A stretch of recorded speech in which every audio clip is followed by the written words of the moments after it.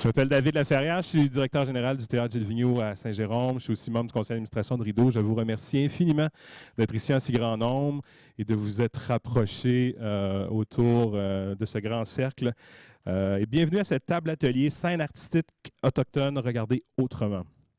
Nous ne sommes pas sans savoir que la scène artistique autochtone contemporaine est hautement diversifiée et qu'elle connaît un essor fulgurant. Pourtant, elle demeure cependant trop méconnue du grand public.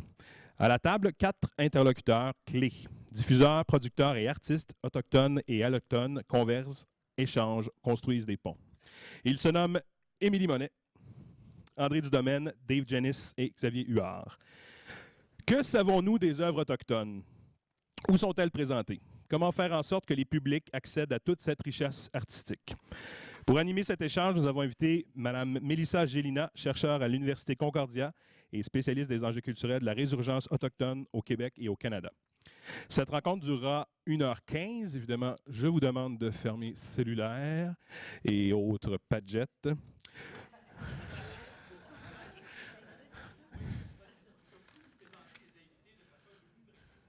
Je pense que Mélissa le fera avec gloire et intérêt. Je tiens à remercier le Conseil des arts et des lettres du Québec qui sont partenaires de cette merveilleuse causerie.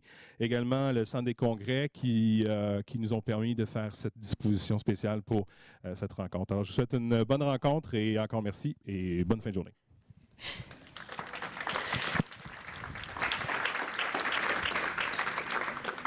Alors, bonjour à toutes et à tous. Je suis vraiment très heureuse de voir que vous êtes déplacés ici en si grand nombre cet après-midi. Avant toute chose, je tiens à reconnaître que nous nous réunissons sur des territoires autochtones non cédés et traditionnellement partagés par la nation Huron-Wendat, la Confédération des Abénaquis et des Wabanaki, la nation Wolastoqiyik Malécite. Aujourd'hui, une population autochtone diversifiée ainsi que d'autres peuples continuent de résider sur ce territoire. C'est dans le respect des liens avec le passé, le présent et l'avenir que nous reconnaissons les relations continues entre les peuples autochtones et les autres citoyens de la communauté de Québec. Tout au long de cette table ronde, nous nous efforcerons d'étendre cette reconnaissance en direction d'une rencontre qui favorise le dialogue et qui participe à l'inclusion, l'écoute et le respect des voix et des perspectives autochtones. Nous reconnaissons ainsi qu'une réflexion commune sur des questions qui traversent notre société ne peut être que porteuse que si l'on se dote de moyens concrets de partager de l'espace de la parole et de l'écoute. Pour Rideau, cette table ronde se veut l'amorce d'un dialogue que l'on souhaite voir se poursuivre au cours des mois et des années à venir. Donc, j'aimerais saluer tous ceux et toutes celles qui ont permis la mise en œuvre de cet espace de rencontre. Donc, juste pour vous situer un petit peu sur le déroulement de la table, d'abord, on va débuter avec une brève introduction de ma part et une présentation des invités. Ensuite, il va y avoir des interventions avec les invités sur 3 volets précis et ça va être suivi d'une période de questions à la toute fin. Donc, si vous avez des questions pendant le déroulement, notez-les. À la fin, vous pourrez y revenir dans la période de questions. Merci beaucoup. Donc, sans plus tarder, je commence ici. Donc, ici à ma gauche par Émilie Monet. Donc, Émilie est artiste anishinaabe et française et sa pratique s'articule au croisement entre le théâtre, la performance et les arts médiatiques. En 2011, Émilie a fondé la compagnie Onishka, dont elle est directrice artistique, et en 2016, elle a mis sur pied l'initiative Scène contemporaine autochtone, SCA. À travers Onishka et SCA, Émilie s'affaire à créer des ponts entre les communautés artistiques autochtones, francophones et anglophones au Canada. Donc, je vais sauter une personne et je vais passer à André Dudomaine, qui est membre de la nation Innu de Mashtoyats et cofondateur et directeur de Terre en Vue, Société pour la diffusion de la culture autochtone. Depuis maintenant 28 ans, André dirige le festival multidisciplinaire Présence autochtone, qui se tient chaque été au cœur de Montréal, à la place des festivals. Au cours des 3 dernières décennies, André a grandement contribué au rayonnement des cultures des peuples autochtones en Amérique. Et je vais passer juste au bout ici, donc à Xavier Huard, qui est comédien et metteur en scène.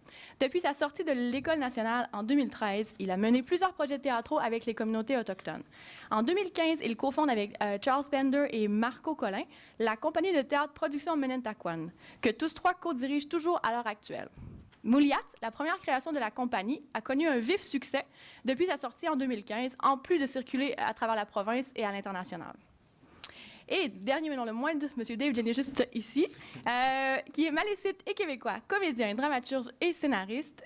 En juillet 2017, il a succédé à Yves Sioui-Durand et à Catherine Jonca en tant que directeur artistique des productions Ondinoc. Fondée en 1985, Ondinook est la première compagnie de théâtre autochtone francophone au Canada.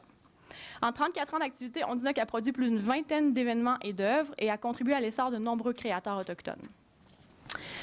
Donc, délaissant un petit peu la présentation des invités, je passe ici, en fait, un peu à l'objet de notre table. Donc, la table qui nous réunit ici aujourd'hui, en partant d'un constat, celui de l'effervescence de la scène artistique autochtone, accompagné tout de suite d'un contraste important, celui de la méconnaissance de cette offre culturelle dans plusieurs contextes et milieux de diffusion.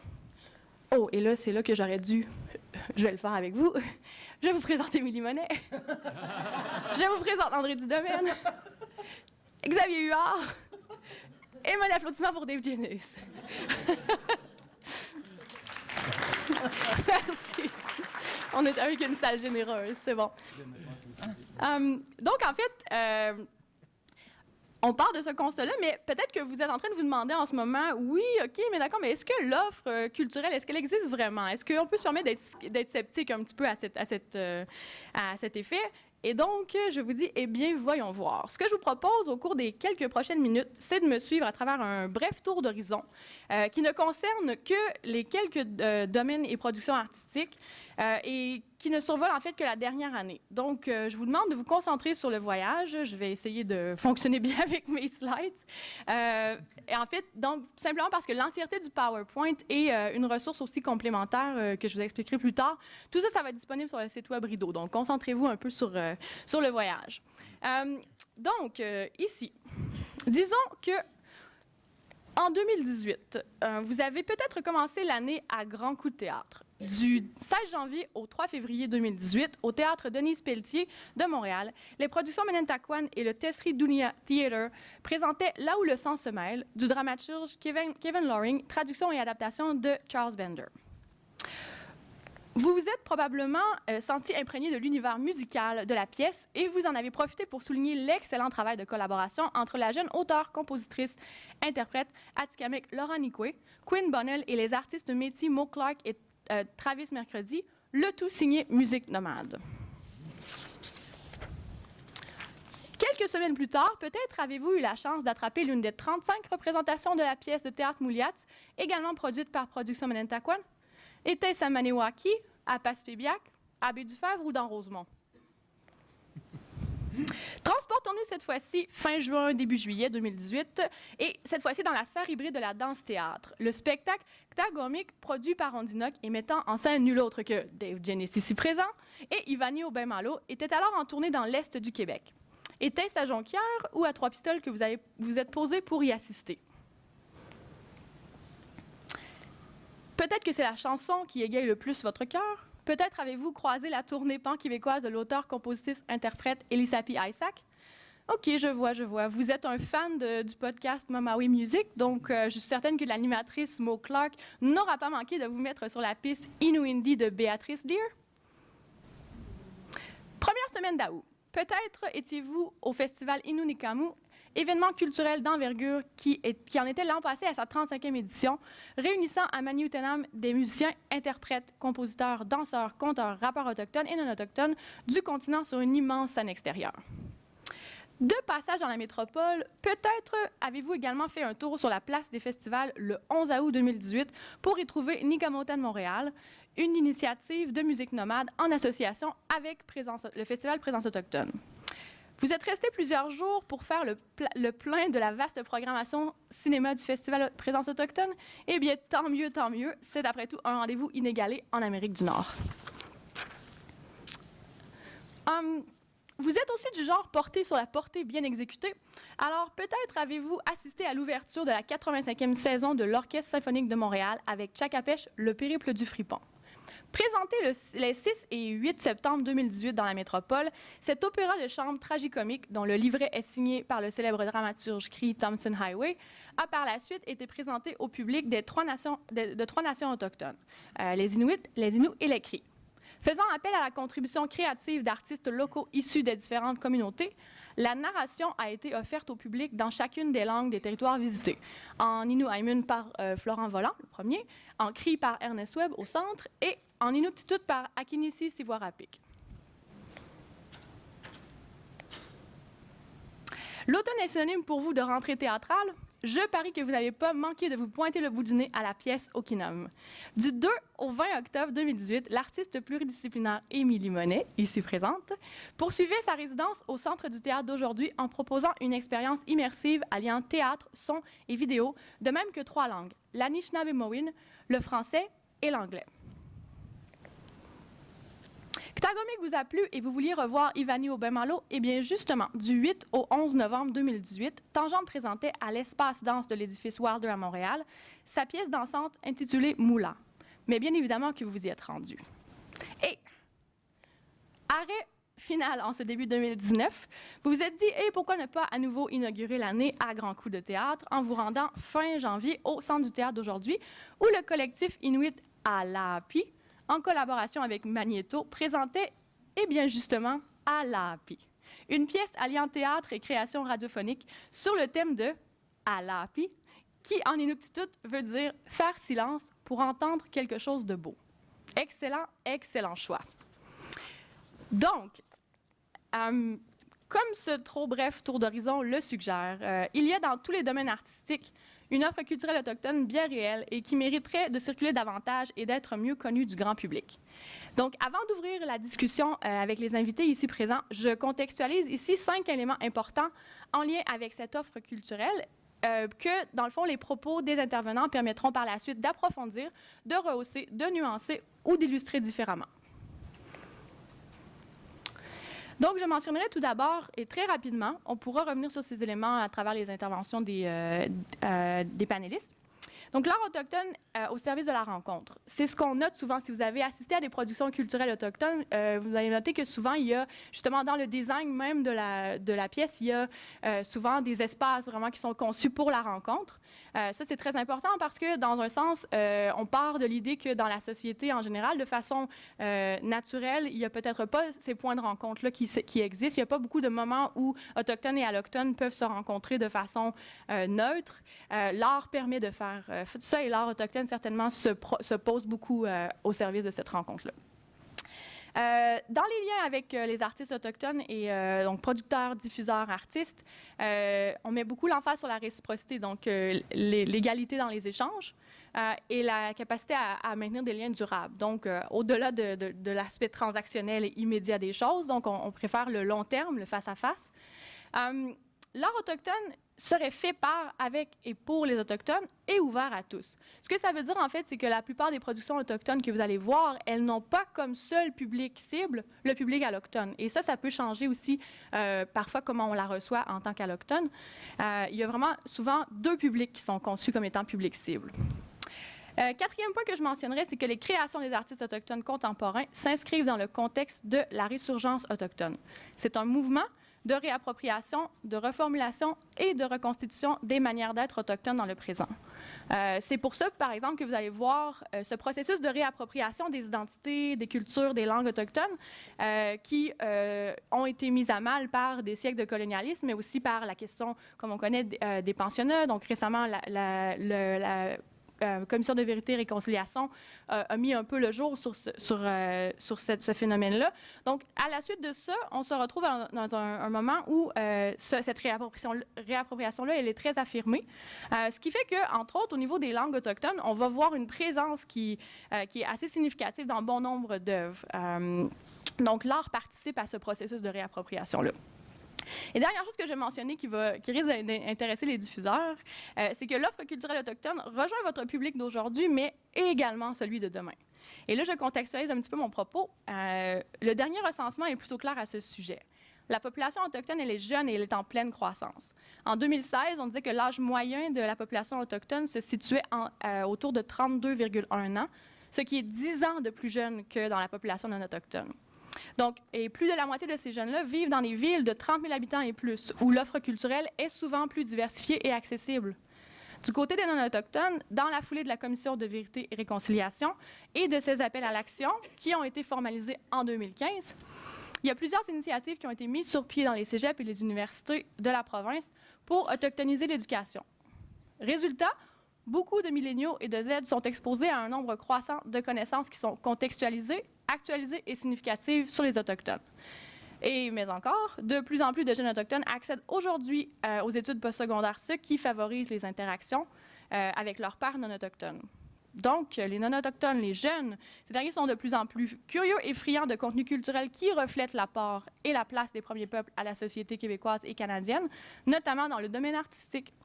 Donc, en résumé, si votre public moins jeune peut très bien être rejoint et intéressé par les œuvres culturelles autochtones, il y a fort à parier que parmi les plus jeunes, cette offre culturelle est en fait un facteur d'attrait significatif.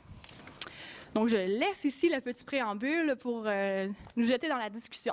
Donc, notre premier volet se concentre sur la question suivante. Donc, je vais demander aux invités de se prononcer sur la question suivante.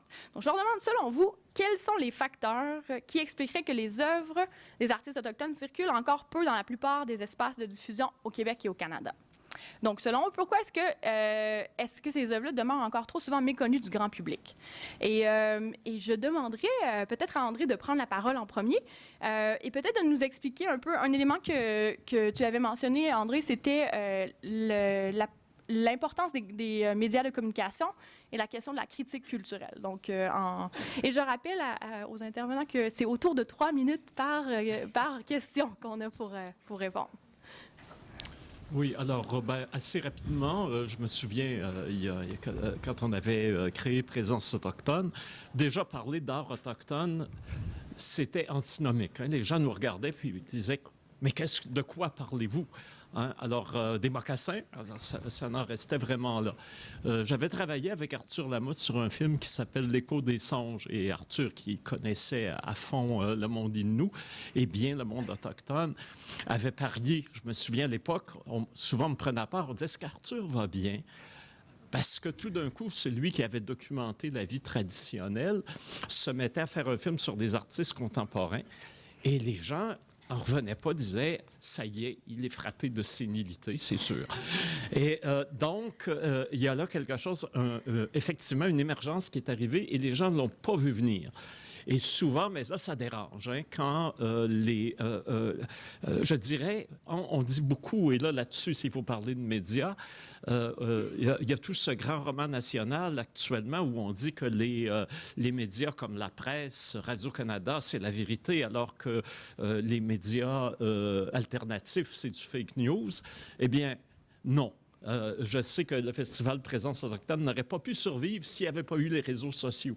Justement, pour briser ce silence, on se frappait sur un mur de silence dans les médias officiels.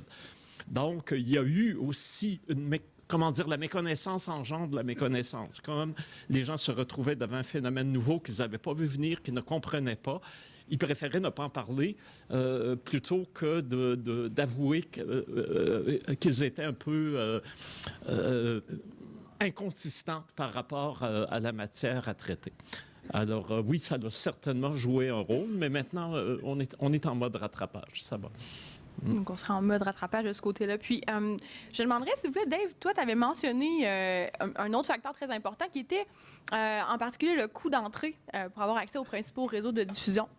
Puis, peut-être nous situer un peu par rapport au choix qu'Ondina a fait récemment par rapport aux communications et à la question de la visibilité sur les réseaux sociaux. Oui, bien, ça revient un peu à ce que dit André. Toute la question du média, mais aussi de mettre en œuvre, grâce aux réseaux sociaux, une plus grande visibilité. Faut dire qu'à l'époque, Ondina, c'est quand même un pionnier dans le théâtre francophone autochtone. Donc, si on recule 20 ans derrière, il n'y avait pas tout ce qu'on a aujourd'hui comme produit pour pouvoir mettre à l'avant-scène les productions. Et souvent, c'était des productions autogérées, autofinancées. Donc, c'était des spectacles 3-4 soirs et on avait travaillé pendant une année et demie à produire le spectacle, puis on le faisait 3 fois, puis c'était terminé. Mais aussi, il faut dire qu'il y avait des grandes mises en scène, beaucoup d'acteurs, tout ça a un coût, donc c'était plus difficile de partir en tournée. Et moi, quand je suis arrivé en poste, j'ai fait, bon, j'ai une autre vision. Il est nécessaire qu'on doit se promener avec notre art si on veut faire connaître notre travail, mais aussi pour une forme d'éducation, puis piquer la curiosité pour qu'il y ait justement un intérêt pour le théâtre, la musique, l'art visuel, ainsi de suite. Donc, Et quand je me suis assis avec l'équipe d'Ondinoc, puis on a parlé de venir à Rideau, on a trouvé ça très dispendieux. Je ne sais pas si vous savez, mais pour une petite compagnie comme Ondinoc, venir ici, et en plus demain, on est en vitrine, c'est extrêmement cher. Puis il faut faire une demande de subvention pour venir parce que c'est des fonds qu'on n'a pas nécessairement dans notre roulement. Donc, c'est tout ce questionnement-là qu'on a eu. Mais pour moi, je trouvais que c'était nécessaire qu'on le fasse. Parce que si on ne vient pas, personne ne peut savoir qui on est. Personne sait qu'est-ce qu'on est en train de faire comme travail. C'est surtout Montréal. C'est comme je dis, la planète Montréal qui connaît Ondinoc. Mais moi, je veux aller plus loin. Je veux qu'on sorte. Et ça faisait 10 ans qu'on n'avait pas fait de tournée quand on s'est promené avec Tacomic. Et là, on se promène de plus en plus avec le spectacle jeunesse. Donc, c'est ça. C'est les coûts. Mais il faut faire un choix à un moment donné. Et on trouve dans notre budget. Mais c'est sûr que ça freine, ou ça a freiné les gens avant moi. OK. Puis, je ne sais pas si vous voulez mentionner spécifiquement aussi, tu sais, par rapport aux communications et les réseaux sociaux. Récemment, ça, vous avez des nouvelles initiatives à cet effet? Bien, tu vois, vu qu'on n'a pas une grosse famille chez Ondinoc, on n'est pas beaucoup, hein, quand je suis entré aussi en poste, j'ai dit, là, ça prend vraiment quelqu'un en communication. Fait que, on ne pouvait pas payer quelqu'un à temps plein, mais au moins à temps partiel. Et ça change vraiment, vraiment, vraiment, vraiment tout. C'est quelqu'un qui est très, très forte pour les réseaux sociaux, mais aussi toute l'écriture, des communiqués. Et ça, on le voit tout de suite, l'impact que ça a dans la communauté allochtone puis autochtone aussi. Ouais. Donc, merci André. Puis Dave, en fait, vous avez présenté des facteurs qui sont comme un peu avant, c'est-à-dire après, une fois la création qui est faite. Je me demandais aussi, je sais que au niveau Xavier et Émilie, vous aviez vraiment des éléments à apporter qui étaient plus en amont même de la création. Puis ça, c'était vraiment important d'en parler, je pense. Des facteurs, en fait, qui parlent vraiment de la fragilité du milieu à cause de facteurs qui sont systémiques.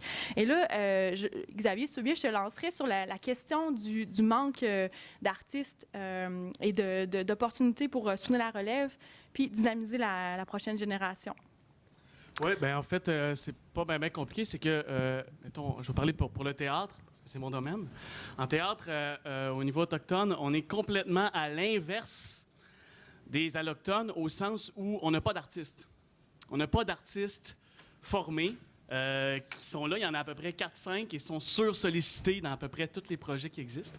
Fait que c'est une grosse problématique, mettons, pour moi, dans mon prochain spectacle, où est-ce que je vais avoir 5 acteurs autochtones sur 6 dans un spectacle, mais tout à coup, trouve-les, mon chum. Alors qu'au niveau allochtone, c'est l'inverse. On a énormément d'artistes qui veulent s'impliquer dans les spectacles. Donc ça, c'est une première problématique qui est assez difficile. Puis, ce qui est intéressant là-dedans, je trouve, c'est que ici, tu sais, on est tous un peu les mêmes, on est tous les organes d'un même corps, on est tous interdépendants parce que si t'as pas d'artiste, t'as pas de lieu de diffusion, si t'as pas de lieu de diffusion, t'as pas d'artiste, si t'as pas d'école qui forme des acteurs, t'as pas d'acteurs formés. Fait qu'on est tous dans le même corps, puis on a tous un organe différent là-dedans.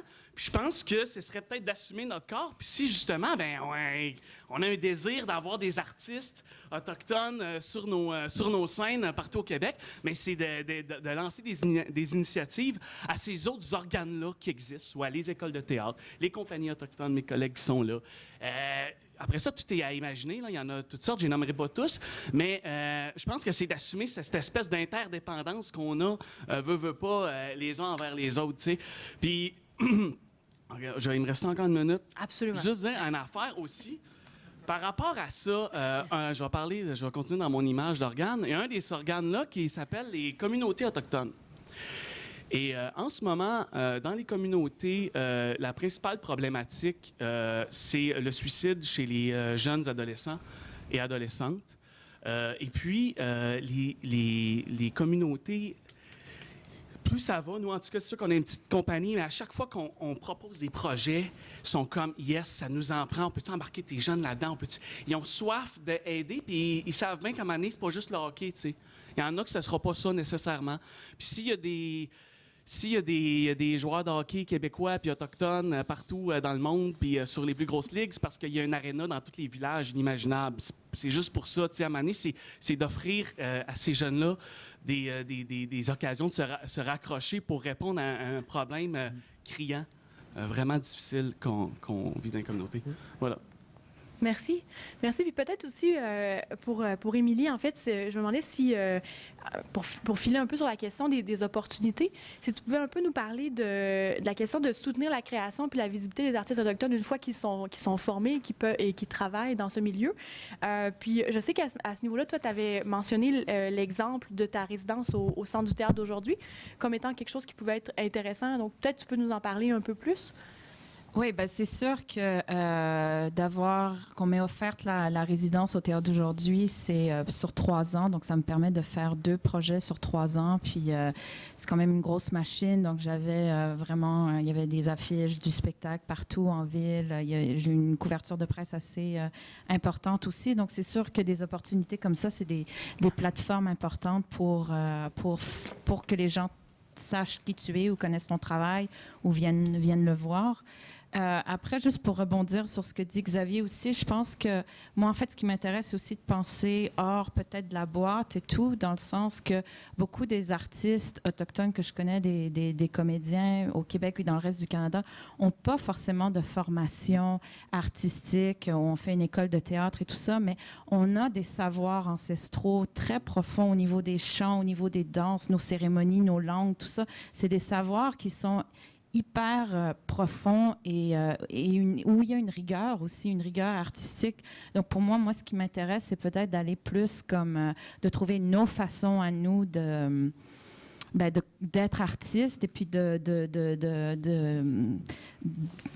d'appuyer ce foisonnement-là, puis de voir comment ça peut nourrir après l'écologie de la scène théâtrale plus occidentale et tout ça. Donc je pense qu'il y a comme des avenues à explorer à ce niveau-là, puis je pense que ça enrichit, parce que finalement, on fait du théâtre. Le théâtre a un rôle pour changer les perceptions dans la société ou pour engendrer des conversations sur la société dans laquelle on vit. Je pense que c'est ça un des rôles principaux du théâtre. Puis je pense que les artistes autochtones ont beaucoup à contribuer à ça. Puis ça peut enrichir juste les conversations de tout le monde. Est-ce que vous avez d'autres éléments à rajouter là, qui n'auraient pas été sur la question de pourquoi est-ce que les obstacles à la circulation, ou est-ce qu'on passe à la prochaine question du qu'est-ce qu'on peut faire? Jouer dans les communautés. Ouais. Mais le problème, c'est qu'il n'y a pas d'infrastructure, mais donc il faut s'adapter. Et c'est à nous d'y aller et non à eux de venir. On a tendance à faire ça. Hein. À dire, on va jouer dans une ville, on va les faire venir. Mais pourquoi c'est pas nous qui y allons? Je pense qu'on a ce devoir-là comme compagnie autochtone de le faire. Puis je pense aussi qu'il y a, comme c'est toi qui mentionnais les coûts des billets ou le public autochtone. Moi, quand je faisais mon spectacle, quand j'avais 5 personnes autochtones dans le public qui venaient à chaque spectacle, j'étais super contente. Mais tu sais, sur une jauge, ça fait un petit pourcentage. Donc, qu'est-ce qu'on peut faire aussi pour développer un public autochtone, pour que les gens se sentent interpellés, se disent OK, c'est pour moi aussi, je peux y aller, parce que c'est vrai que la plupart des salles, en tout cas à Montréal, c'est très blanc aussi, les gens qui vont au théâtre. C'est pas juste autochtone, mais aussi les autres communautés culturelles. Donc, on va peut-être passer à la prochaine question, à la question de que faire. Donc, deuxième volet, en fond, comment est-ce que les diffuseurs ils peuvent faire pour présenter davantage de productions culturelles? Par exemple, si vous êtes assis là et vous dites « Oui, d'accord, j'aimerais en présenter plus, mais où et comment est-ce que je peux faire pour les découvrir? » Et c'est quoi les façons de faire pour les diffuseurs qui devraient prioriser s'ils désirent contribuer véritablement à bâtir des ponts entre les milieux culturels autochtones et allochtones au Québec et au Canada. Donc, avant de lancer chaque intervenant là, sur un point en particulier, je signalerais peut-être en préambule un peu la question de qui est un peu complémentaire au commentaire d'Émilie, en fait. C'est-à-dire que l'importance d'aller là où l'offre culturelle, elle existe. C'est-à-dire de ne pas toujours essayer de rentrer dans les catégories existantes, par exemple le théâtre, mais de dire s'il y a une vigueur d'une certaine offre culturelle, par exemple le conte, la danse, les performances, eh bien, on va là. Ça, c'est de la culture. Il ne faut pas juste la considérer dans les catégories préétablies occidentales. Donc, à cette question-là, je vous dirais... si vous dites, OK, oui, mais alors comment est-ce que je peux faire pour aller là où l'offre culturelle se trouve? En amont là, de la table aujourd'hui, j'ai préparé une petite ressource qui est disponible sur le site. En fait, si vous allez sur le site du Forum Rideau, pour notre table, vous avez une ressource complémentaire qui est disponible. Donc, vous pouvez juste cliquer dessus. En fait, ce que j'ai listé en fait, sur cette ressource-là, c'est des rendez-vous culturels qui sont récurrents au niveau de l'art autochtone. Donc, vous avez tous les principaux, mais d'autres qui sont peut-être un peu moins bien connus. Des organismes qui sont classés par discipline artistique, ainsi que d'autres institutions complémentaires culturelles ou communautaires qui sont classées par région. Donc, vraiment, comme autour de moi, qu'est-ce qu'il y a? Et également, vous pouvez aussi vous référer à une liste de ressources complémentaires. Par exemple, je vous ai mis beaucoup de... Si vous êtes intéressé par la balado-diffusion, vous allez avoir de quoi vous amuser. Donc, comment est-ce que je fais pour me tenir au courant de cette scène artistique-là? Également des rapports qui ont été publiés récemment, très récemment, entre autres par Ondina, justement l'initiative d'Ondina qui est à des lieux très importants sur les arts autochtones. Donc ça, si vous voulez vraiment aller aux sources, là, ça, c'en est un. Donc voilà, vous avez accès à ce document-là sur le site de Rideau. Puis le deuxième élément que je mentionnerais, ça serait un peu la question c'est ça, en évitant de se limiter aux catégories qui dominent la scène artistique alloctone. Donc, c'est les catégories avec lesquelles vous êtes habitué d'opérer. Par exemple, l'humour en étant un. Tu sais, souvent, on va dire, OK, je présente tant de shows d'humour, mais en ne se limitant pas nécessairement à la catégorie, il devient plus facile d'accéder aux œuvres qui sont créées par les artistes autochtones. Donc, prendre en considération vraiment où est la vigueur culturelle. Donc, par exemple, présentement, ce qu'on voit, c'est qu'au niveau et André pourrait en parler, au niveau de l'offre cinématographique, au niveau des arts médiatiques, au niveau de la poésie, au niveau du slam, du spoken word et du conte, il y a une grande vigueur, mais ça, c'est pas des catégories qui rentrent toujours très bien dans le contexte alloctone. Donc ça, je me permets de le mentionner avant puis sentez-vous à l'aise de rebondir sur cette question-là. Mais sinon, en lien avec la question, qu'est-ce qu'on peut faire? J'aurais recommencé cette fois-ci avec Émilie. Si c'est possible pour toi de parler c'est très intéressant ce que tu avais mentionné sur la question de l'importance des contacts directs entre le diffuseur, artiste, producteur, puis la question de nourrir une relation qui est basée sur l'intérêt pour l'œuvre. Donc, je ne sais pas si tu peux nous parler un peu de cette question-là, puis pourquoi c'est important pour toi?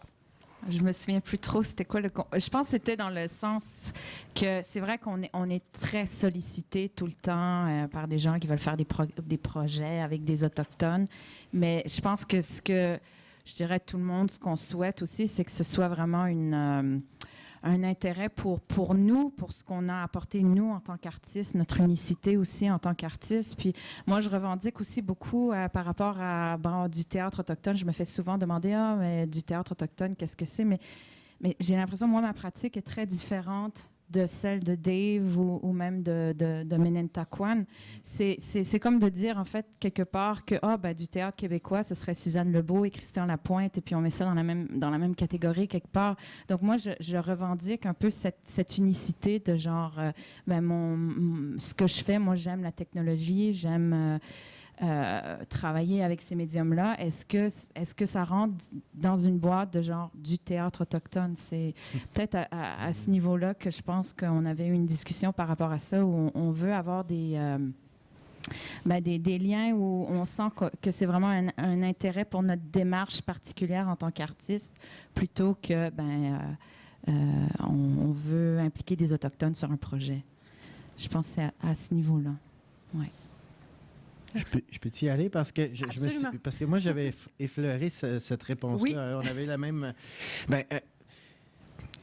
On est dans un ère où tout se passe sur Internet, là, où on envoie des vidéos, puis regarde mon vidéo, puis on passe par courriel, puis téléphone.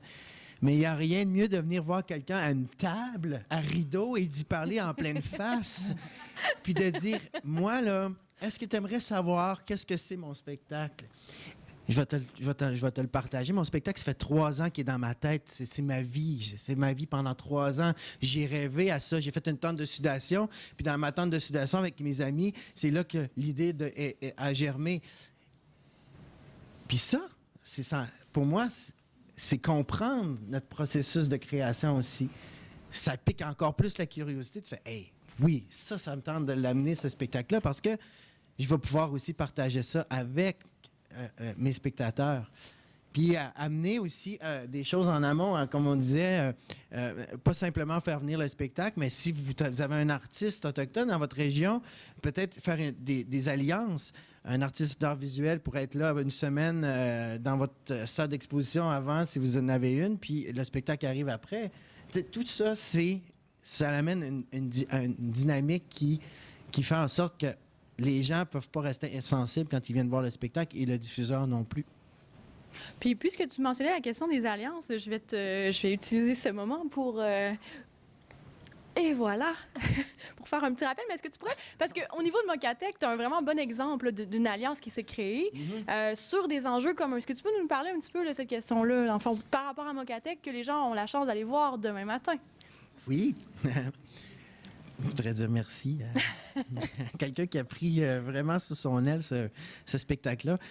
Je suis allé à Gatineau. J'habite à Gatineau et j'avais cette idée-là. Quand je l'ai proposée, on m'a aidé vraiment avec la ville de Gatineau qui s'appelle le projet Troisième œil, qui aide les artistes à poursuivre leur désir de créer. Donc, ça faisait 3 ans. Là, ça fait 3 ans cette année qu'on a fait le spectacle.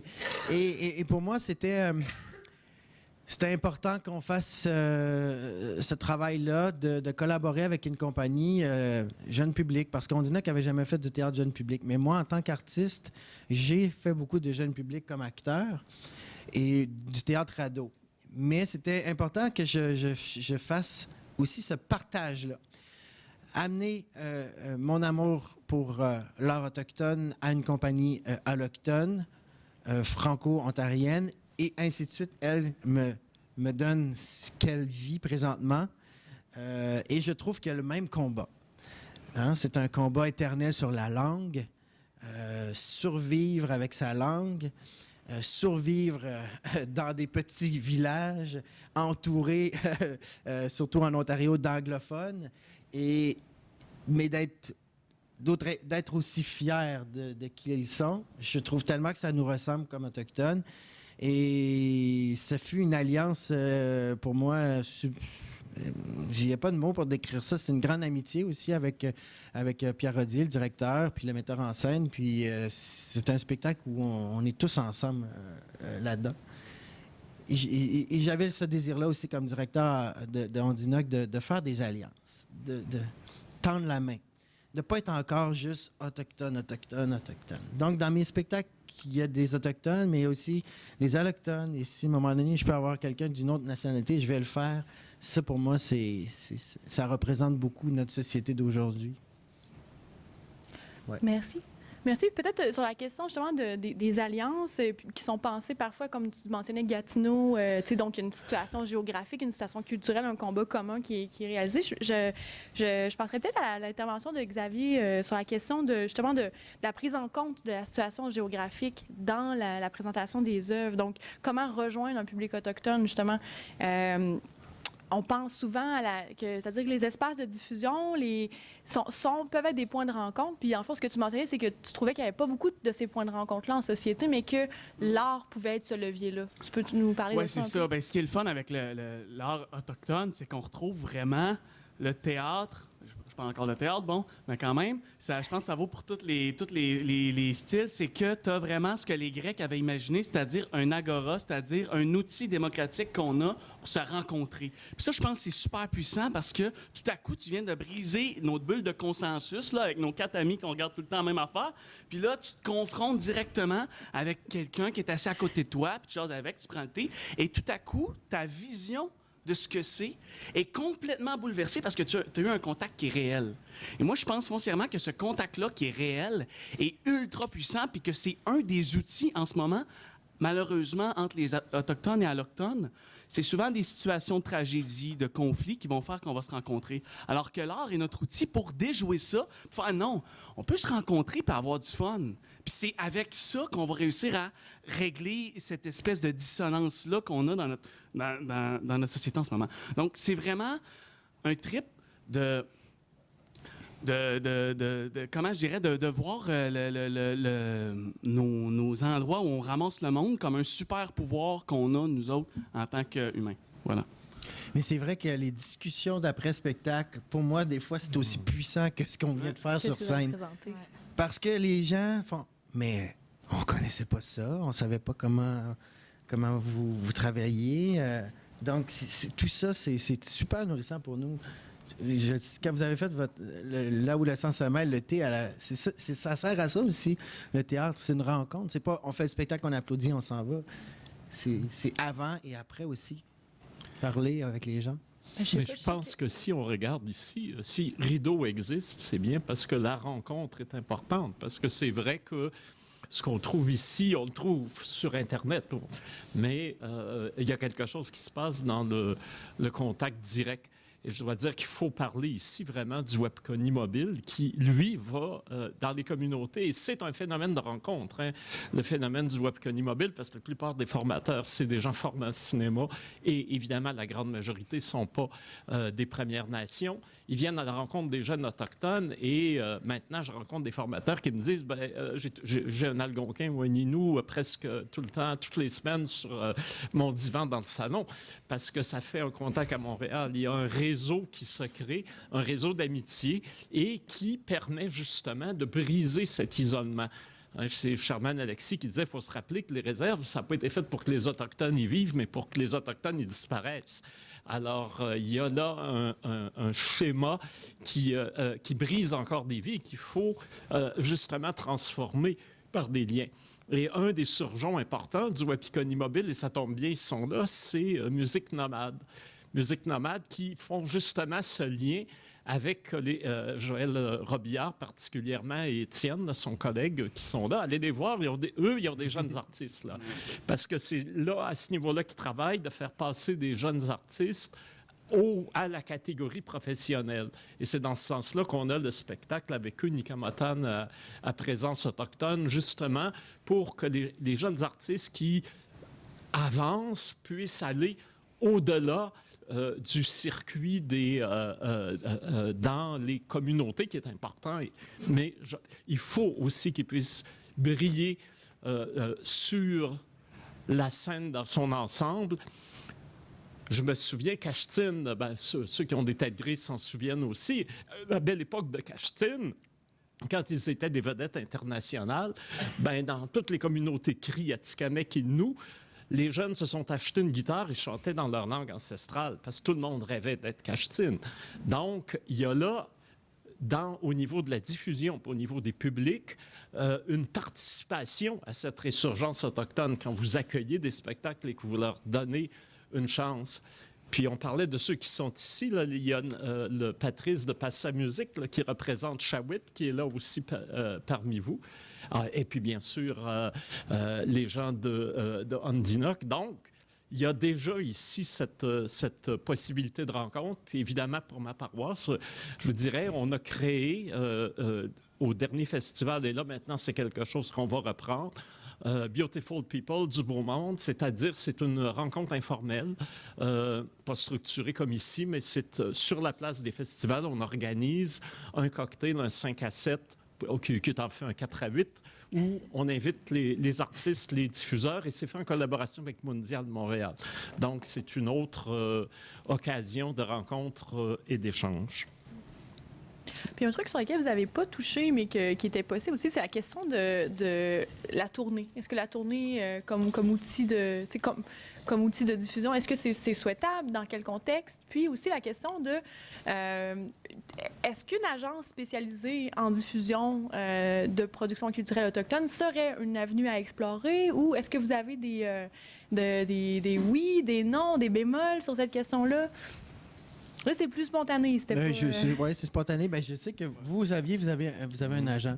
Mais ça revient un peu à ce que je disais tantôt. L'agent, il est capable de vendre mon spectacle, il va le vendre comme un vendeur. Mais il n'y aura pas le contact et tout l'historique que moi, je suis capable de dire au diffuseur pourquoi j'ai écrit cette histoire-là, pourquoi elle me touche, pourquoi elle va vous toucher, cette histoire-là, si vous la prenez. Moi, c'est pour ça que nous, on n'a pas personne... On fait notre propre diffusion. OK. Mais je pense que vous avez, parce que vous venez... il y a des gens qui ont fondé ces troupes-là qui sont des professionnels, mais je pense que là où ce serait intéressant, c'est que souvent les artistes autochtones produisent d'abord pour eux-mêmes, hein, et puis pour leur communauté. C'est un besoin, c'est une nécessité, il y a quelque chose de vital.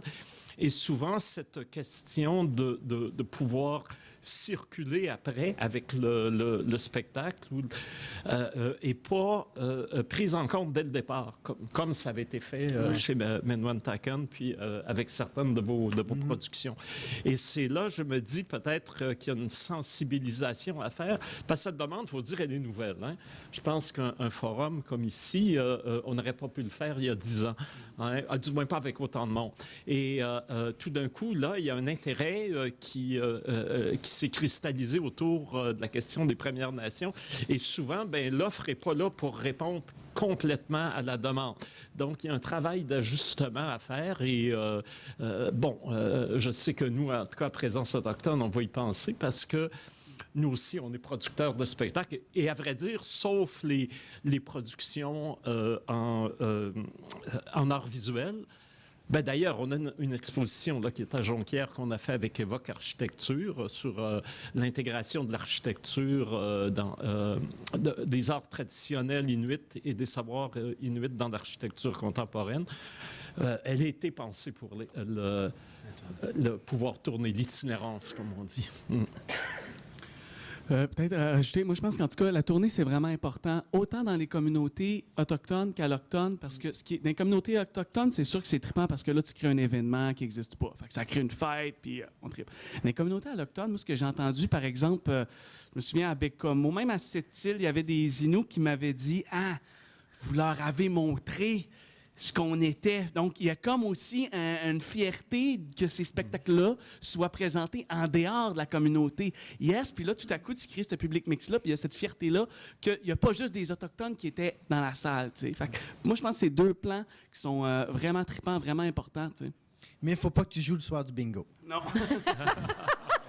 Ça nous est arrivé. C'est tough, ça. T'avais 3 personnes. C'est tiré dans le pied. Puis je sais pas, Émilie, si tu avais quelque chose à ajouter sur la question de la tournée, des agents, parce que j'imagine que c'est des questions aussi là, qui font partie avec Onishka ou... Oui, bien, en fait, c'est parce que moi, ma compagnie, je suis pas mal toute seule. Là, je suis appuyée par un organisme qui s'appelle la Machinerie des Arts, mais donc c'est beaucoup de projets, beaucoup de dossiers à faire aller de l'avant. Donc, j'ai eu beaucoup d'offres de tournées, en fait, plus à l'international avec 2 productions, mais c'est ça, là, je suis juste en ce moment en train de m'en occuper parce que j'avais pas le temps et les ressources pour le faire avant. Mais je remarque qu'il y a vraiment un intérêt au niveau international, plus que j'ai plus été approchée au niveau international et dans le Canada anglais, dans des festivals autochtones aussi, en Nouvelle-Zélande, en Australie, qu'au Québec. Mais je pense que c'est juste parce que j'ai pas fait l'effort ou j'ai pas mis d'énergie là-dedans. Peut-être un autre truc que je mentionnerais, c'est quand on parlait des alliances et des partenariats. Moi, du fait que je sois une petite structure, c'est vraiment quelque chose qui est devenu comme une façon de faire rayonner mon travail et le travail des artistes autochtones que je présente par le biais de scènes contemporaines autochtones. Puis, par exemple, c'était sous une invitation du OFTEA en 2016 que j'ai pu commencer à faire cette initiative. Puis depuis, l'année dernière, on l'a présenté avec le FTA. Le OFTEA, ça fait 3 ans maintenant qu'on collabore ensemble. Et puis là, je vais présenter une édition à Édimbourg au mois d'août avec le International, le Fringe et puis le International Book Festival. Donc, mais je suis obligée de faire des partenariats pour pouvoir diffuser les projets. Donc, mais moi, je trouve ça personnellement intéressant de faire ça. Parfait. Bon, là, pour être sûr qu'on ait suffisamment de temps pour la discussion, parce que je sais qu'il faut qu'on termine quand même à 40, malgré le petit retard, là, il faut juste pas que ça se propulse sur la prochaine session. Donc là, je passerai avec vous au 3e volet, qui est la question de comment on fait les choses. Dans le fond, lorsqu'un diffuseur ou une diffuseur décide de présenter une production culturelle autochtone, quelles seraient les manières de faire ou les considérations dont il ou elle devrait tenir compte? Et selon vous, en fait, quels sont les outils qu'il ou elle devrait mobiliser pour faire en sorte que le public accède à toute la richesse de l'œuvre présentée? Okay? Donc, soit une œuvre que vous diffusez, que vous produisez. Puis sur cette question, Xavier avait mentionné 2 considérations qui sont intéressantes à mentionner d'entrée de jeu. L'une était la question de la codification artistique. Ah oui. L'autre était, je te donne les 2, là, comme ça tu pars. Là, tu pars, OK? T'es prêt? Là? On va rapper ça. Il est sur le bout de son bête, puis lève-toi donc. Lève-toi. Un rap. La question de la codification artistique, puis le conseil de Guy Nadon. Oui. C'est bon. Mais la codification artistique, ça, c'est ultra important parce qu'on a cette espèce de concept-là. Quand on parle d'un acteur sur la scène, on dit que celui-ci est juste. Ou encore, on dit que celui est vrai. Il a été vrai, il y a une vérité. Donc, on amène à une interprétation des mots qui sont comme des mots objectifs. Mais ce qu'il faut comprendre, c'est que l'émotion vient d'une codification culturelle. Donc, quand je m'en vais, moi, au Festival de théâtre en Haïti, je ne peux pas avoir accès au talent de l'artiste parce que son talent appartient à une autre codification culturelle que je ne connais pas. Donc, de juger, de dire que l'artiste haïtien est meilleur ou moins bon qu'un artiste d'une autre culture, c'est comme un peu impossible à moins que je connaisse les 2 codes. Fait que c'est vraiment important de comprendre. Et le meilleur exemple de ça, c'est Sarah Bernard. La plus grande actrice de son époque, OK? Le monde allait la voir, ça braillait. Écoutez un enregistrement de ça, on dirait une chèvre qui accouche.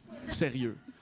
Donc, elle correspondait à la codification culturelle de son époque à elle. Donc, de dire, mais il est moins talentueux, il est moins bon parce qu'il appartient à une autre culture, c'est juste pas, selon ma perspective, c'est pas comprendre du tout qu'est-ce que l'interprétation. Autre conseil que Guy Nadon, ça c'est une autre bonne anecdote, qu'il nous avait dit, puis moi je le prends vraiment en mindset quand j'initie des projets, peu importe, dès que c'est une autre culture, parce que j'ai eu la chance dans mes projets je dois passer 2-3 mois dans les communautés par année, là, tu sais. Fait que mon mindset, ça me vient de Guy Nadon, qui est arrivé à l'école, qui avait fait, qui c'est ici qui est ignorant? Je ne suis pas ignorant. On a comme un petit orgueil. Fait qu'il a fait parfait, pas de problème. Puis il a quitté la salle, tu sais. J'ai dit si vous assumez pas votre ignorance, vous êtes incapable d'apprendre. Donc, c'est de voir son ignorance comme une richesse qui, tout à coup, nous permet d'apprendre. Donc, c'est pas arriver dans une relation avec quelqu'un et dire « Ah, je connais ça, je connais ça, je connais ça » parce qu'on se file pas bien puis on veut montrer qu'on connaît ça. Non! T'es ignorant, c'est cool, man. Je connais pas ça. Explique-moi, je vais le savoir. Tu sais, je pense que c'est vraiment c'est juste une façon de se tuner, là, excusez-moi le bon français que j'utilise, mais de se placer la tête et faire hey, je suis vraiment ignorant puis je vais apprendre. Puis habituellement, le monde aime ça, te l'apprendre en plus. Fait que ça, c'est ça. Voilà. Fait que c'était mon rap. Oui, ben puis j'aurais peut-être lancé aussi Dave sur une autre considération que tu avais mentionnée, mais là, on y a touché un petit peu tout à l'heure. C'est moi, ça. Mais je ne sais pas si tu as peut-être quelque chose encore à dire là-dessus, sinon ben, on passe à autre chose, ou si tu veux rebondir sur ce que Xavier mentionnait. Mais une des choses que tu avais mentionnées qui était très importante, c'était l'approche à l'art autochtone au-delà de l'aspect comme mercantile, transactionnel, etc. Mais là, ça, la question d'aller voir les œuvres par intérêt, pour le propos puis la démarche. Mais comment on fait pour découvrir ça, etc. et la présenter. Ah oui, j'ai parlé de ça. Oh, je m'en suis... J'aime mieux rebondir sur ce que Xavier excellent, a dit. parfait. C'est moins compliqué, là. C'est trop universitaire, là. mais j'aime ce que tu dis, Xavier, parce qu'on vit ça. Hein. On a déjà vécu ça chez Ondinoc. Super production, acteur moyen. Parce que l'acteur n'avait pas fait d'école de théâtre, donc il ne jouait pas le théâtre. Les gens regardaient la technique, mais ne regardaient pas l'intérieur, la puissance, la vérité de ce que l'acteur pouvait mettre sur scène, mettre ses tripes. Donc, il y a ça aussi qu'il faut peut-être réfléchir, puis peut-être laisser la chance justement au coureur que même si tu n'es pas professionnel, ben il y a peut-être une possibilité que... Meilleur exemple, est à côté de moi. Hein? Tu es passé chez Ondinoc. Après ça, tu es allé à l'école avec Ondinoc. Mais Émilie avait jamais fait ça avant. Presque. Non. Puis c'est Ondinoc qui a donné une chance. Puis après ça, ben, j'ai fait dans la vie. Regarde ce qu'elle fait maintenant. Elle est à l'international. Oui. Mais c'est vrai. Ouais. C'est vrai. Mais on a mentionné des discussions après, mais aussi, j'avais remarqué, c'était l'Espace Go qui avait monté une pièce de Thomson Highway. Puis Chauvette, là, que je connais depuis des années, qui est leur agent de communication, m'a appelé et il dit, nous, on fait des documents d'accompagnement quand on a des pièces. Alors, et on sait que justement, les questions autochtones, c'est justement des questions, c'est beaucoup de questions pour le public. Et souvent, quand il veut voir une œuvre, il veut avoir... maintenant, il y a cette curiosité pour que les choses soient mises en contexte. Alors, tous les relations médias, les médias sociaux, l'Internet, puis, et même pour les publics scolaires, les documents d'accompagnement peuvent être aussi une façon de sensibiliser le public à ce qu'il va recevoir. Puis un élément que tu mentionnais aussi, André, par rapport à ça, vous êtes vraiment bon, vous vous souvenez de tous les éléments qu'il fallait toucher. Mais c'est qu'en fait, quand tu avais parlé de la question du paratexte qui entoure une représentation, fait que, dans le fond, la notice, les entrevues dans les médias, les communiqués de presse, les discussions qui précèdent, qui suivent la présentation, tu avais mentionné l'apport de la communauté universitaire et puis le lien qui pouvait se faire avec la communauté universitaire. Est-ce que tu peux peut-être expliquer, mettons, dans le contexte de présence autochtone, dans quel contexte ça a bien fonctionné, ce genre de lien-là? Qu'est-ce qu'on peut demander au milieu universitaire? Bien, je pense que d'abord, ce qu'il y a de très bien dans les universités, leur fonction, c'est un lieu de savoir, mais c'est surtout un lieu de mémoire. Parce que ce savoir, il est transmis, il demeure dans des archives, il est repris par d'autres générations par la suite. Et c'est important qu'il y ait ce corpus de discours autour de l'émergence des artistes autochtones. Sinon, ça demeure quelque chose d'éphémère, qui n'a pas de durée. Donc, c'est... important. Et d'ailleurs, justement, pour les cahiers d'accompagnement, j'avais référé à des universitaires qui avaient à la fois le langage et la crédibilité pour être écoutés. Et puis maintenant, on a de plus en plus d'universitaires qui viennent des Premières Nations, donc c'est encore un plus. Merci, merci.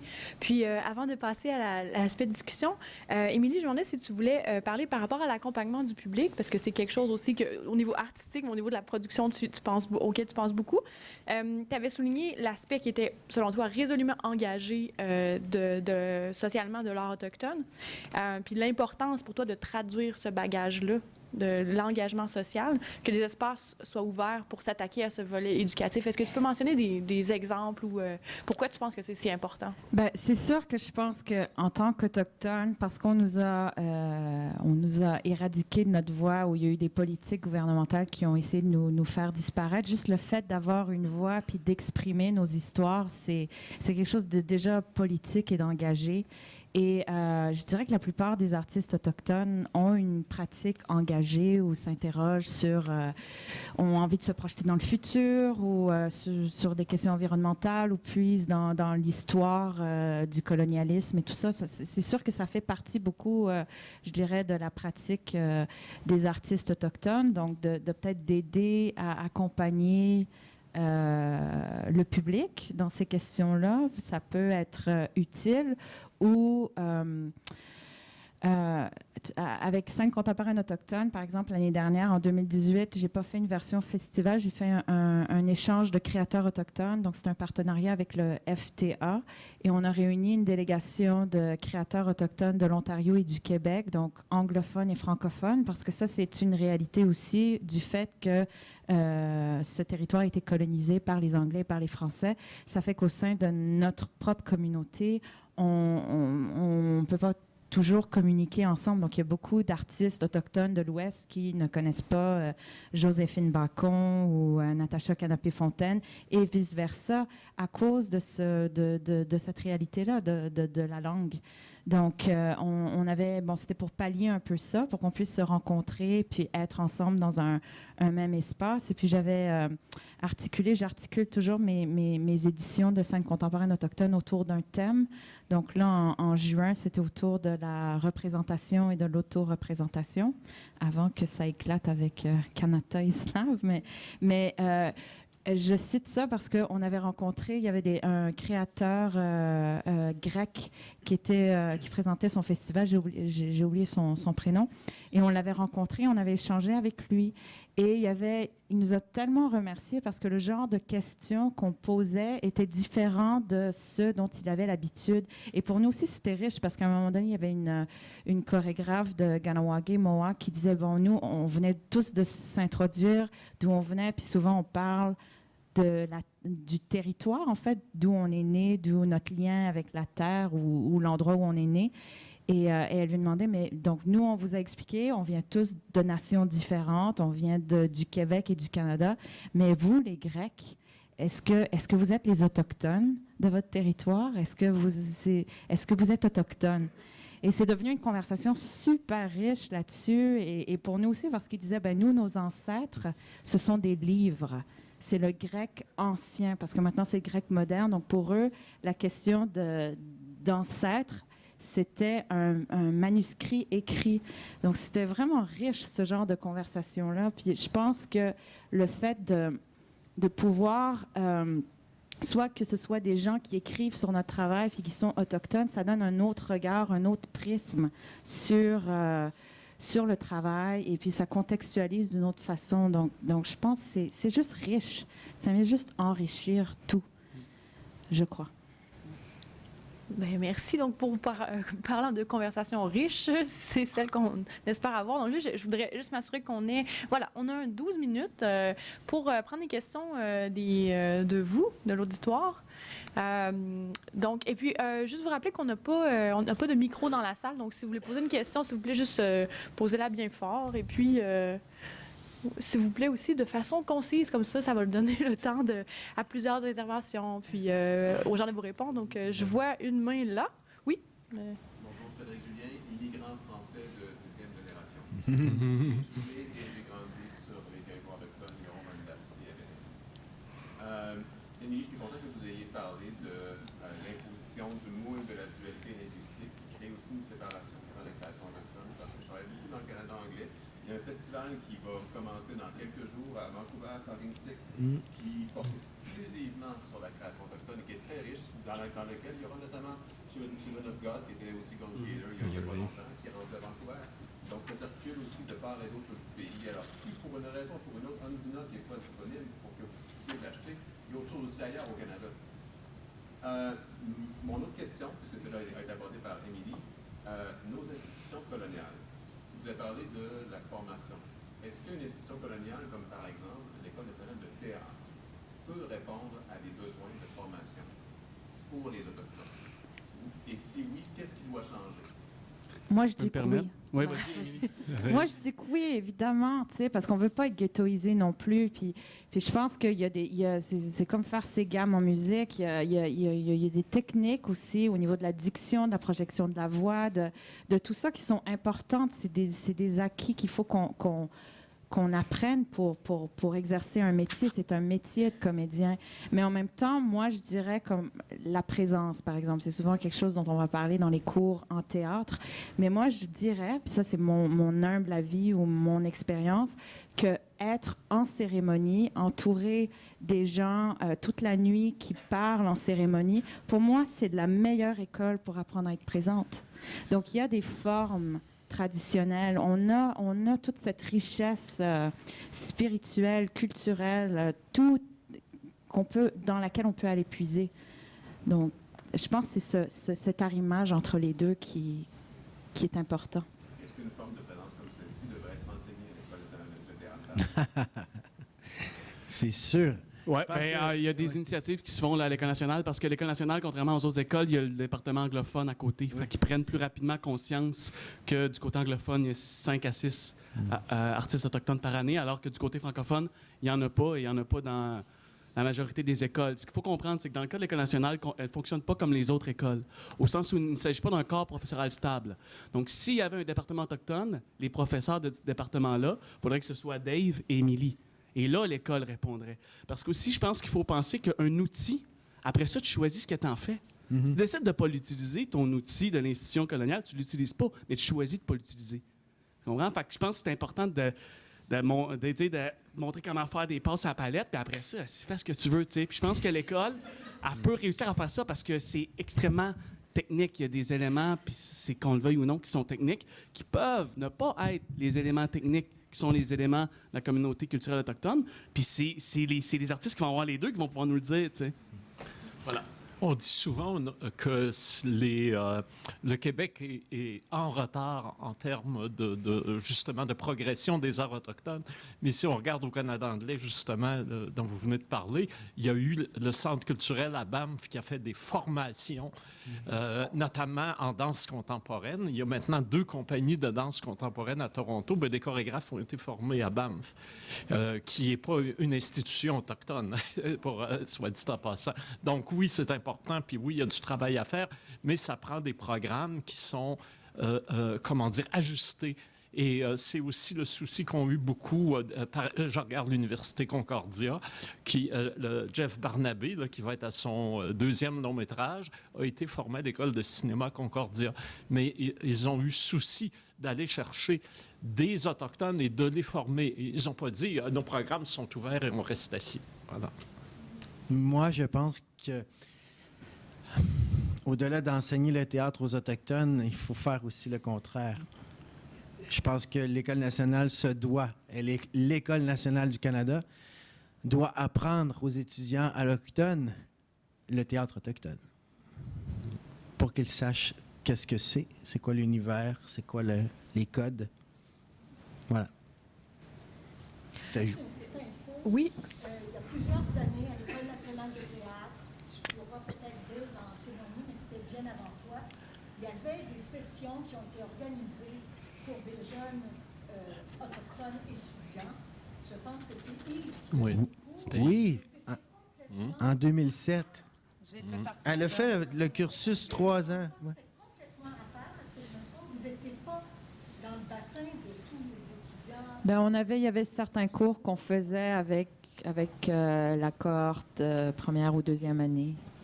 Mais il y avait aussi on allait dans le Nord, on faisait du théâtre dans un tipi. Il y avait beaucoup de... Mais ça a simplement arrêté parce que les sous ont arrêté aussi. C'était Patrimoine, à cette époque-là, qui finançait le... Parce que comment c'était présenté, on avait l'impression que comme étudiant, vous étiez une cohorte à part Mm-hmm. et qu'il n'y avait pas cette jonction entre les étudiants allophones. Oui, ça aurait pu être mieux à ce niveau-là. J'ai vu une intervention ici. Je coupe personne. Allez-y. Oui. Terrasse de passage. J'avais 2 questions. Est-ce qu'il y a un rapport entre le fait qu'il n'y ait pas assez d'artistes formés, parce que c'était une discussion précédente, et la faible participation du public autochtone sur les propositions artistiques? Est-ce qu'il y a un lien plus actif entre les deux? Est-ce que le fait qu'il n'y ait pas assez d'artistes fait qu'il n'y a pas assez de public, ou est-ce que ce sont 2 choses séparées? Et ensuite, excusez-moi, peut-être que ce n'est pas politiquement correct, mais à aucun moment, et j'ai l'impression que ça plane, on a évoqué le terme de discrimination positive. Est-ce que ça va être un point de passage, c'est-à-dire une véritable volonté politique de marquer la culture autochtone et de la faire émerger avec des dispositifs que ce soit en formation, que ce soit en diffusion, que ce soit sur des espaces, pourquoi pas un centre culturel dédié uniquement à la création autochtone, j'en sais rien. Je sais qu'il y a un certain nombre d'endroits où on en est passé par là. Est-ce que c'est une étape pour aller vers autre chose? Enfin, c'est une question que je posais parce qu'il m'a semblé que ce mot était un peu planait un peu sur toutes les discussions. Enfin, moi, je le ressens comme ça. Mais je l'évoque, alors je ne sais pas si c'est politiquement correct ou pas. Ben, ce qui serait politiquement correct et ce qui serait vraiment correct, c'est de parler de réparation. Parce que quand on a acculturé des gens, qu'on les a mis dans des institutions qu'on appelait des écoles résidentielles, mais qui étaient en fait des camps de concentration pour enfants, et d'où on a fabriqué des ignorants de leur propre culture et ignorants du monde dans lequel ils allaient vivre, et d'où ils sortaient estropiés mentalement, physiquement, psychologiquement. Il y a une réparation à avoir. C'est pas de la discrimination, c'est payer ses dettes.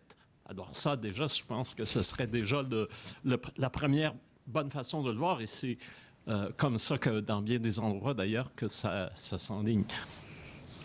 si je peux témoigner de mon vécu d'allochtone, en étant un mâle allochtone hétéro, c'est clair que je suis clairement plus privilégié que mes pères autochtones qui font la même job que moi. Je le vois là, quotidiennement. Là, vraiment, là, il y a encore énormément de privilèges au fait de ne pas être autochtone au niveau artistique. Là. Pour moi, c'est ça. C'est cristallin. Cela dit aussi, je pense que si le public si on dit qu'on a peu de public autochtone, généralement, moi je regarde, on a à présence autochtone, on a beaucoup d'événements gratuits sur des espaces publics et la communauté autochtone de Montréal est là, rien qu'en masse. Mais c'est sûr que si on habite à Port-Vornitouk, ça devient un peu compliqué. Alors là, c'est là qu'il y a du travail à faire. Et d'ailleurs, il se fait, hein, l'Orchestre symphonique de Montréal a déplacé l'orchestre dans le Grand Nord avec le spectacle qu'on évoquait plus tôt. Donc là aussi, il y a des efforts qui sont faits aussi bien par les compagnies autochtones qui ont joué dans les communautés, mais ça, c'est des choses qu'il faut renforcer parce que il y a encore beaucoup de difficultés, d'obstacles. Cela dit, le Wapikoni, quand il présente des choses avec leur unité mobile dans la communauté, tous les gens qui y ont participé vont vous dire tout le monde est là pour le voir. Mais je soulignerais quand même moi, je note, depuis ça fait 11 ans que je suis à Montréal, je vois qu'il y a une différence. Là, on parle de Montréal, qui est quand même une métropole, mais je pense que, tu sais, moi, nos spectacles sont vus. Le Conseil des arts de Montréal a maintenant un agent autochtone. La même chose avec le Calque. Donc, on espère que ça va porter fruit. Donc, c'est vraiment tout le temps qu'on avait là, pour la discussion pour aujourd'hui. Donc, juste avant de clore, j'aurais aimé laisser la place à Émilie, à Dave, à André et à Xavier. Si vous avez quelque chose que vous avez envie de signaler par rapport à des œuvres qu'il faut surveiller de votre part ou de la part de vos compagnies, c'est maintenant que vous pouvez le faire. Je peux parler pour moi, vite. Demain, comme vous savez, on a effleuré un petit peu, mais demain, on est en vitrine au Musée de la Civilisation pour présenter Mokattek et l'étoile disparue. Un hybride de théâtre, danse, marionnette, chant, donc dans un univers très, très particulier. On va vous inviter dans notre chapoutoine, donc vous allez être sous une tente. Directement sur scène. Et au mois de mars, dans quelques jours, on présente Takentli. Donc, c'est un spectacle de danse, théâtre autochtone mexicain. C'est notre production. On a un lien depuis quelques années à la compagnie avec les Autochtones du Sud. Donc, on va être à la Place des Arts, 14, 15, 16 mars prochain. Voilà, puis on a un kiosque, là, je ne sais pas c'est quoi le numéro, regardez dans le programme. Mais après la vitrine mardi, je vais essayer d'aller faire un petit tour à la table puis jaser avec vous si vous avez le goût de jaser. Merci. Voilà. D'autres petites Oui, annonces? moi je dirais, il y a MaTV qui a fait 6 émissions durant le dernier festival Présence autochtone. Et allez les voir sur le web ou si vous avez illico ou si vous êtes sur la câblo-distribution, c'est maintenant là, que c'est distribué.